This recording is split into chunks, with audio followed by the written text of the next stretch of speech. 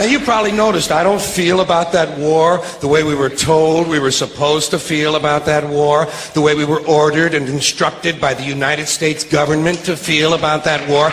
You see, I tell you, my mind doesn't work that way. I got this real moron thing I do. It's called thinking. And I'm not a very good American because I like to form my own opinions.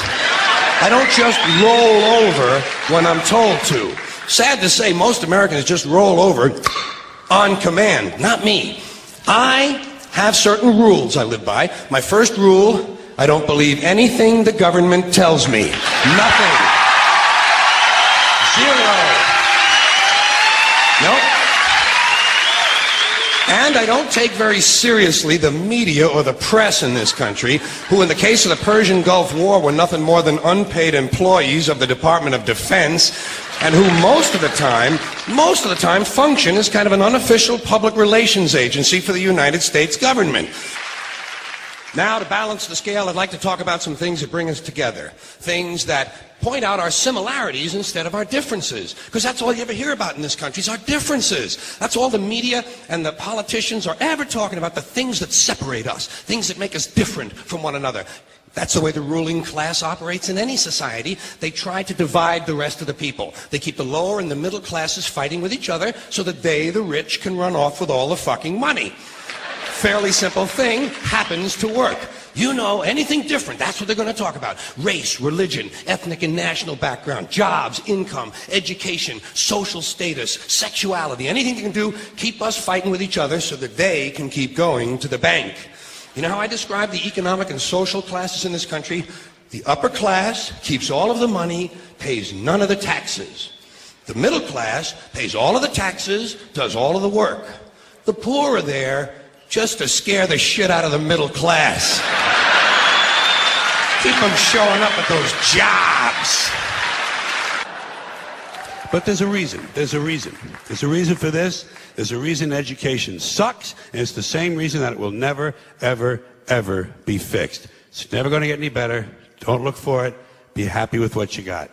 Because the owners of this country don't want that. I'm talking about the real owners now. The big, the wealthy, the real owners, the big wealthy business interests that control things and make all the important decisions. Forget the politicians. They're irrelevant. The politicians are put there to give you the idea that you have freedom of choice. You don't.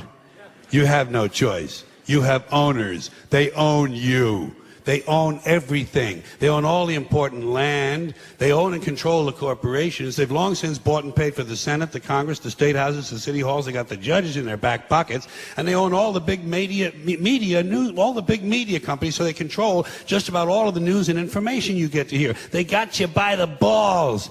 They spend billions of dollars lobbying to get what they want. Well, we know what they want. They want more for themselves and less for everybody else. But I'll tell you what they don't want.